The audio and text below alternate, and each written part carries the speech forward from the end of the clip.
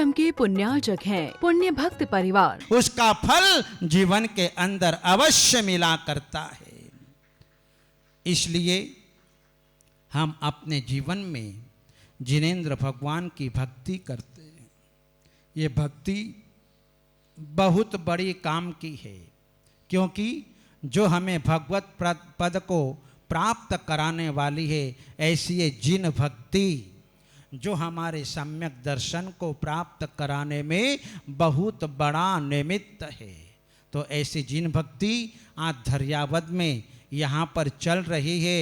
दान के माध्यम से, पूजा के माध्यम से, अभिषेक के माध्यम से, तप के माध्यम से, विधि विधान के माध्यम से अनेकों प्रकार के साधन जो हैं आज हमें अपने जीवन के अंदर मिले हैं। तो ये सब जो है हमारे पुण्य उपार्जन के साधन हैं, और यही पुण्य हमको अपने जीवन में मोक्ष की ओर ले जाएगा। तो ऐसा साधन हम अपने जीवन में प्राप्त किए हुए हैं। ये पुण्य से और भी हम अलग अलग वस्तुओं का समागम हम अपने जीवन के अंदर प्राप्त कर सकते हैं। इसलिए अपने जीवन में देव शास्त्र गुरु की भक्ति हम अपने जीवन में सतत करते रहें, और अपने पाप कर्मों का क्षय करते हुए एक दिन हम भी मोक्ष के भागी बने, हम भी सिद्धालय में जाकर के विराजमान हो जाएं। उपस्थित महानुभावों, अमोघ वर्ष मुनिराज ने अपने मन के भीतर प्रश्न उठाया, किम पथि अदनम, मार्ग में पाथेय क्या है,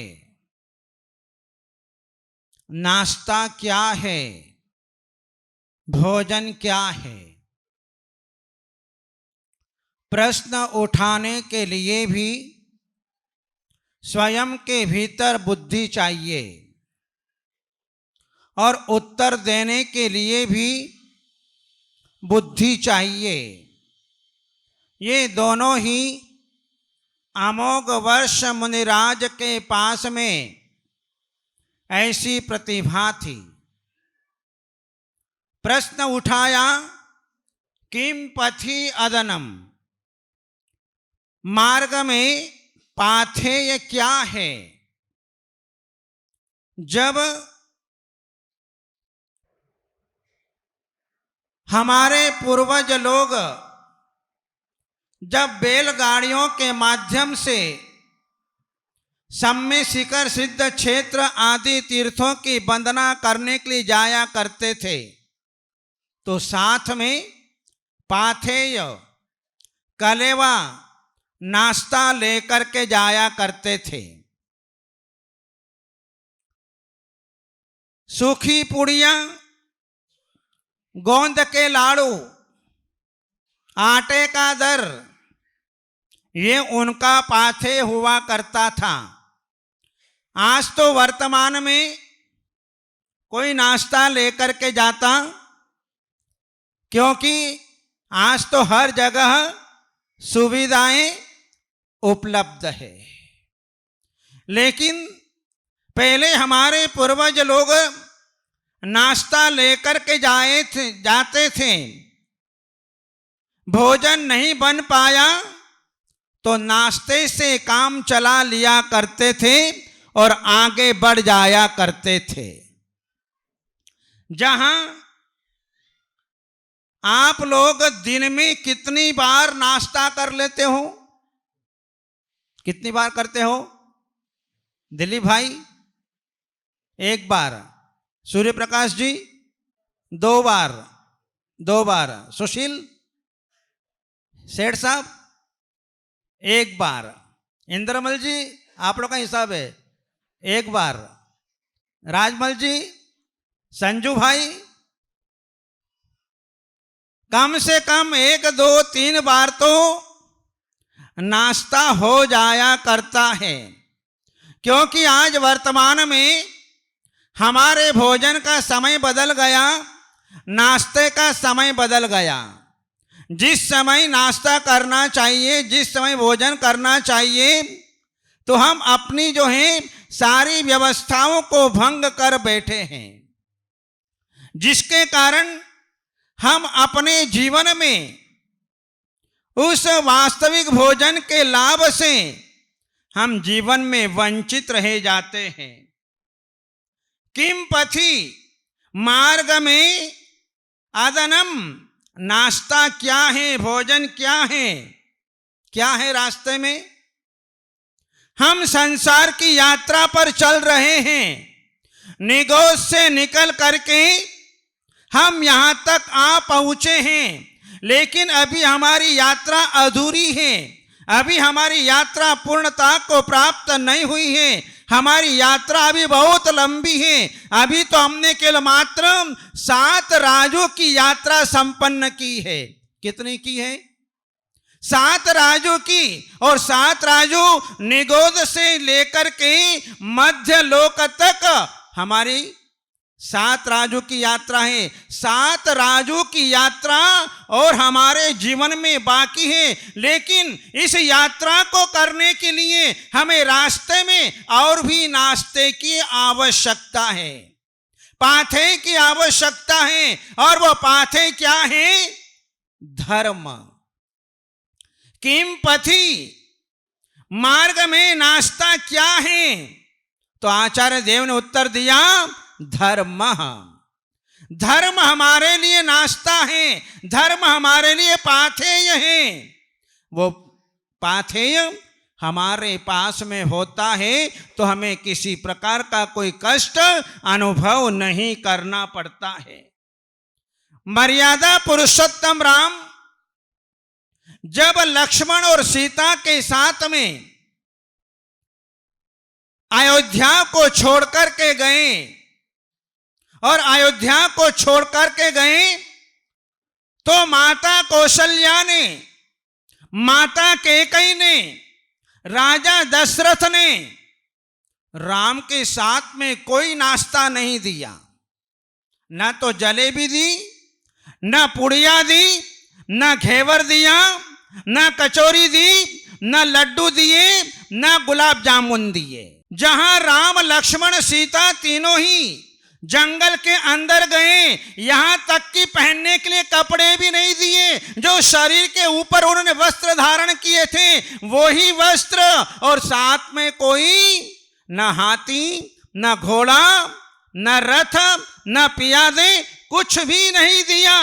केवल मात्र एक धनुष बाण लेकर के अपने साथ में गए। यदि आज अपने को, अपने पिता, अपने घर से अपने को अलग कर दे और साथ में कुछ भी नहीं दे तो क्या करोगे? हैं? क्या करोगे? नानालाल जी हूं करोगा? हैं? राज्य से कहीं भी तुम्हें नहीं आलो तो बसे, राज्य शू करेगा? हैं? कुबेर महाराज, यदि पापा तुमको कुछ भी नहीं दे, एक खोटा सिक्का भी ना दे, तो मन क्या कहेगा? क्या कहेगा मन? मन सीधा ये कहेगा, 2-4 गालियां मुंह से निकलेगी और जो है कोर्ट में जाकर के खड़े हो जाओगे। ठीक है ना? इंसान यही करता है कि मुझे कुछ भी नहीं दिया, और जो है वह कोर्ट में जाकर के खड़ा हो जाता है। लेकिन राम कहीं नहीं गए, एक भी साधन नहीं मिला। राम जो है चुपचाप अयोध्या की ओर निकल गए, लेकिन उनके साथ में पाठे के रूप में केवली पन्नतम धम्मम उनके पास में था। जिनेंद्र भगवान ने जो कहा था वो धर्म उनके पास में था, और उस धर्म के द्वारा उन्होंने अपने जीवन में अपने सब की रक्षा कर ली। इसलिए कहा, धम्मो मंगल मुक्तिठम अहिंसा संयमो तवो देवावितम नमस्सन्ति जस्स धम्मे सयामणो। धर्म मंगलमय है, उत्कृष्ट है, अहिंसा संयम तप से युक्त है, देवावितम नमस्सन्ति जस्य धम्मे सयामणो। जिसके मन में धर्म निवास करता है तो देवता भी उनके चरणों में नतमस्तक हो जाया करता है। धर्म की ऐसी महिमा है। आप लोग बाहर जाते हो और धर्म को घर में ही छोड़ करके जाते हो ना। जब महाराज के पास में जाते हो और महाराज से नियम लेते हो कि महाराज जी बाहर की छूट,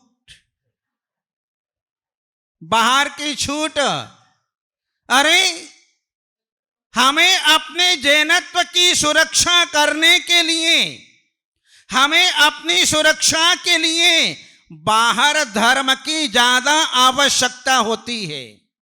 क्योंकि बाहर में हमारा कोई रिश्तेदार नहीं है, कोई सगे संबंधी नहीं है। वहां पर केवल मात्र एक धर्म ही काम में आता है, धर्म के अलावा और कोई काम में नहीं आता है। सबसे ज्यादा आवश्यकता बाहर में धर्म की हुआ करती है, लेकिन इंसान अपने जीवन में अपने धर्म को अपने घर में छोड़ करके चला जाता है। यदि राम लक्ष्मण सीता घर के अंदर धर्म को छोड़ करके चले जाते तो जंगल में उनकी रक्षा हो सकती थी? कभी नहीं हो सकती थी। जहां हम उस विशल्या से मिले जो 25 साल की लड़की थी, यही लक्ष्मण का जीव अपने पूर्व पर्याय में इस अनंग सरा को हरण करके ले जा रहा था। लेकिन उसकी पत्नी देखा कि वापस क्यों जा रहा है, और जो है वो भी उसके पीछे पीछे चल दी। इधर जो है अनंग सरा का जो कि झूले में झूल रही थी उसका हरण कर लिया, और हरण करके जो है आकाश मार्ग से उड़ करके जा रहा था। थोड़ी देर निकला, दूर निकला, और इधर से जो है जैसे उसकी दृष्टि पत्नी के ऊपर गई तो उस अनंग सरा को भयंकर जंगल के अंदर पर्ण लघु विद्या के माध्यम से आकाश मार्ग से छोड़ दिया, और वह उस विद्या के सहारे भयंकर हिंसक प्राणियों से भरे हुए उस जंगल में उतर गई।